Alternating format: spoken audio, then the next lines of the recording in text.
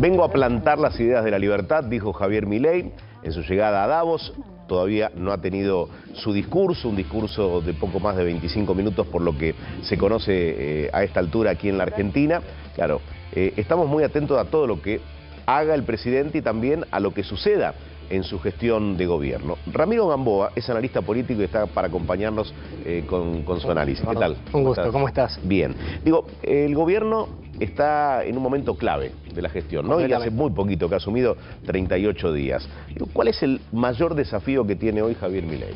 Me parece que Milei va a hablar sobre la importancia del acuerdo entre el Mercosur y la Unión Europea, sobre la importancia de que Argentina sea parte de la OCDE. Es probable que haga una defensa irrestricta de Israel y de Ucrania. Tenemos el conflicto de Ucrania y Rusia en Europa, el conflicto entre Israel y Hamas en la Franja de Gaza.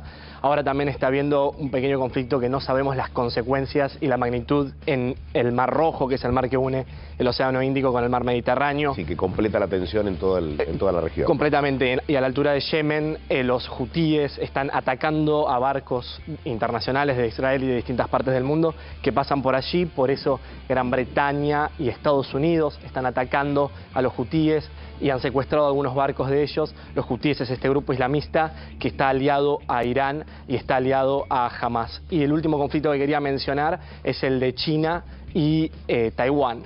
Por estos conflictos internacionales, las autoridades, los dueños del capital, los empresarios, los políticos, los académicos, los periodistas que van a Davos están preocupados por cómo estos conflictos geopolíticos pueden afectar a la economía global. Creo que Milei va a tener que dar un mensaje de optimismo y de defensa de la libertad, de defensa restricta de la libertad. Va a ser, como bien dijiste, a las 11:50, se espera que dure alrededor de 25 minutos y también no ha sido confirmado, pero es probable que se junte con el canciller alemán Olaf Scholz y con el presidente francés Emmanuel Macron.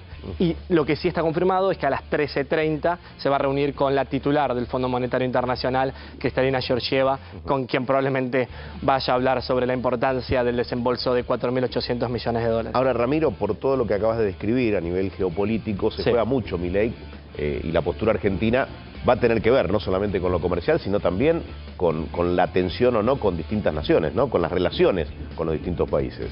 Completamente, y también me parece que hay mucha expectativa por Milei. Digamos, ayer estaba leyendo Bloomberg y una de las periodistas decía que era la presencia más vistosa de la cumbre, también en The Guardian. O sea, genera expectativa y entonces hay que ver si está a esa altura. En The Guardian un periodista escribía que hay 4 conferencistas más importantes: Zelensky, Macron, Ursula von der Leyen, la presidenta de la Comisión Europea, y Milei.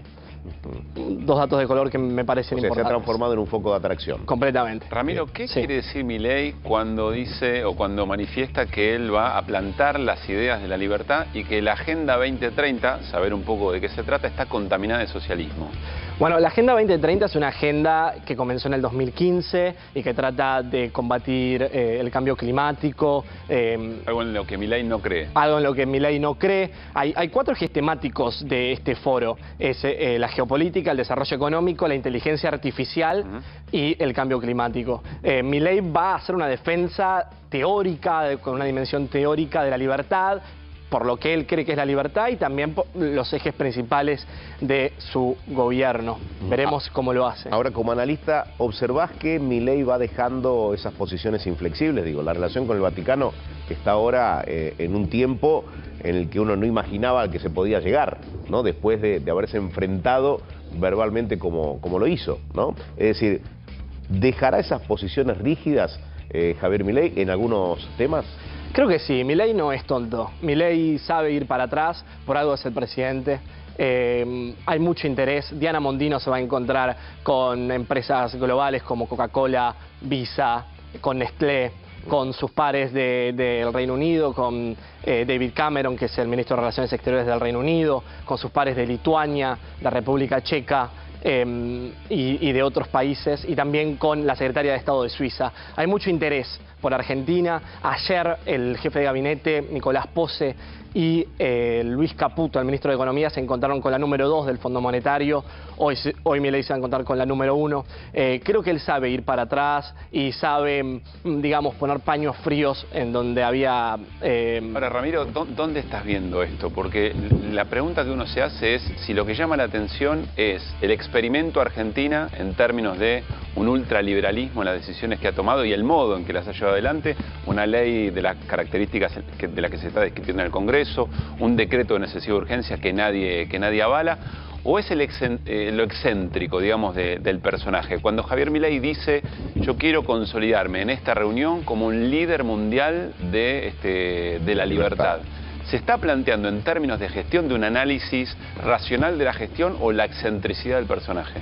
Hay algo colorido del personaje, algo magnético, algo que cautiva de Milei con sus defensas teóricas, y es alguien que lee mucho y que sabe bastante y sabe explicarlo y sabe llevarlo a la práctica.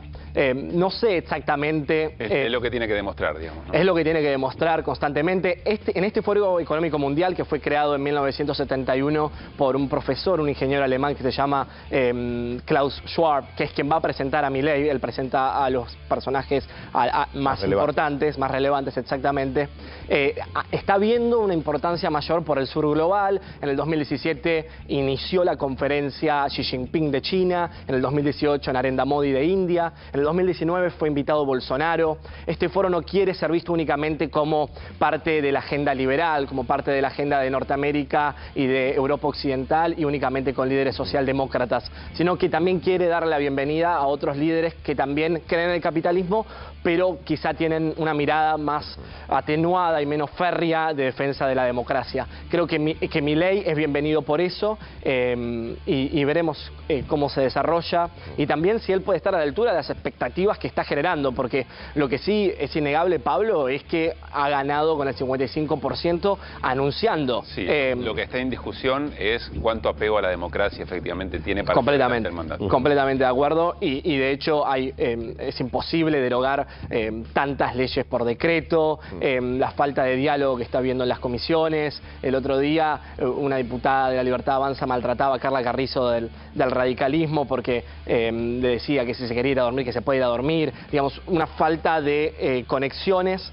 y de cierta cintura política para poder producir las leyes y para poder avanzar. Un nivel muy lejano a lo que creo que la ciudadanía, tengo la certeza de lo que merecemos todos, ¿no? Por el esfuerzo del pueblo en general, digo, aquel que lo votó y el que no lo haya votado. Mientras vemos la agenda de Milei en Davos, que recién la repasaba Ramiro, a su regreso a la Argentina, ¿qué desafíos tiene Milei? Porque recién hablabas del porcentaje de gente que lo ha votado, sí, ¿no?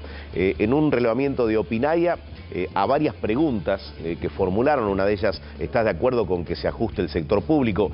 Quizás la gente respondía a una generalidad sin saber qué significa eso en definitiva, pero digo, fue categórico el respaldo. Por eso Milei dijo desde Davos, la gente la ve, ¿no? Como que la gente ve hacia dónde vamos. ¿Cómo ves ese aspecto de Milei una vez que regrese a la Argentina? Es innegable que siga habiendo apoyo popular al gobierno. Él trata de mostrarse todo el tiempo como un líder liberal popular o conservador popular. Me parece que todavía no se sienten los efectos de las medidas. Digamos, han atacado a clases medias y a monotributistas, digamos, suben el precio del monotributo, le quitan los créditos a los tenemos jubilados. El del ajuste, pero todavía no impactó, por ejemplo, en tarifas, en combustibles, sí, pero no en el transporte en la medida que va a impactar. Todavía no llegó el ajuste. No, me parece que todavía no llegó y me parece que todavía, digamos, la clase media tiene todavía unos dólares guardados que pueden ir cambiando para poder pagar la prepaga, para poder pagar el colegio de los pibes, para poder hacer alguna reforma en la casa. Eso se percibe como ajuste, ¿eh? Echar mano a los ahorros para poder llevar adelante gastos que antes se solventaban con los ingresos de una familia, se percibe como un ajuste. Está el tema precios. Quizá la pregunta es sobre la responsabilidad o la confianza en que ese sacrificio tenga buen fruto, que es la narrativa de Milei. Coincido, Pablo, en que eso genera enojo, tener que acudir a tus ahorros, pero creo que se vuelve más insoportable y se va a terminar el vínculo entre la clase media y Milei cuando esos dólares se acaban, cuando empiezan a acabarse. ¿Qué le falta explicar a Milei? Porque uno sabe que mucha gente que lo ha votado entiende lo que es sincerar muchos precios relativos de la economía, ¿sí? Que estuvieron pisados. ilógicos son algunas tarifas que pagamos hoy en la Argentina. Ahora, los precios no dejan de subir, los precios de los artículos que quizás a esta altura ya no tienen razón de seguir incrementándose, ¿no? Entonces, se van a acomodar los precios relativos, pero mientras tanto, los artículos de primera necesidad suben de manera alocada, ya sin forma.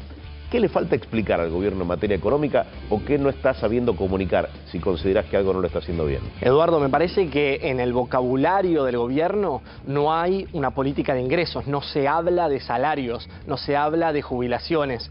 Me parece que es central. Ahora el gobernador Axel Kicillof, para diferenciarse, le aumentó a los públicos, a los trabajadores estatales 25%. Si Milei no se pone a hablar de la recomposición salarial y de la importancia del poder adquisitivo de los trabajadores y de las clases medias, eso va a empezar a generar un enojo y va a empezar a calentar. No alcanza con dejar que Mata logre su acuerdo, porque hay mucha gente que no está representada por un gremio. No, completamente, y el precio de la comida está realmente muy alto. Hoy comprar comida empieza a ser un lujo. Si vos comparás los supermercados del Reino Unido, de Nueva York y de Buenos Aires, los precios del queso, de la leche, del pan, no hay muchas diferencias, y sí hay muchas diferencias en los salarios. ¿Vos decís en relación con los salarios, el valor de cada una de esos productos? No, por ejemplo, un ejemplo un poco banal, un queso Filadelfia, que es el mismo tamaño que un queso Casa en Creme en el Reino Unido, está 2 libras, y acá el queso Casa en Creme está, perdón por la marca, está alrededor de 2.500, 3.000 pesos. Sale lo mismo en dólares la comida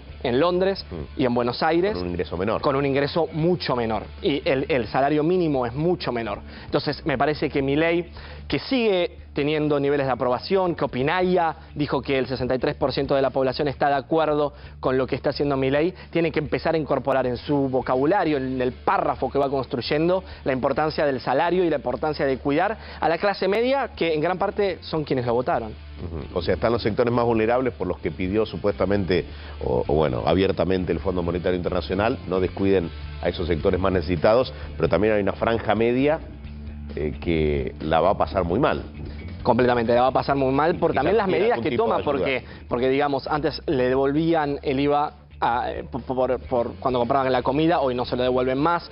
Muchos trabajadores dejaron de pagar ganancia porque el salario no es ganancia y hoy lo vuelven a pagar. Muchos accedían a créditos monotributistas jubilados que hoy no acceden. Los jubilados están completamente olvidados por las políticas del gobierno y no nombra, habla todo el tiempo de la importancia del empresariado, del 1% más rico, todos beneficios para los dueños del país, para Bulgeroni, para Fortabat, para Paolo Roca, para Mañeto, para Tequín. Puede ser, está bien, entiendo que pueda querer generar un lugar más amigable para los negocios y para la iniciativa privada, pero en su discurso todavía no está el salario y el trabajo. Habla en exceso del capital y en un momento habla del trabajo, y creo que en algún momento le puede jugar en contra. No todavía, porque va un poquito más de un mes de gobierno, pero en algún momento puede jugarla en contra. Ramiro, gracias por haber venido. Gracias a ustedes. Hasta la próxima.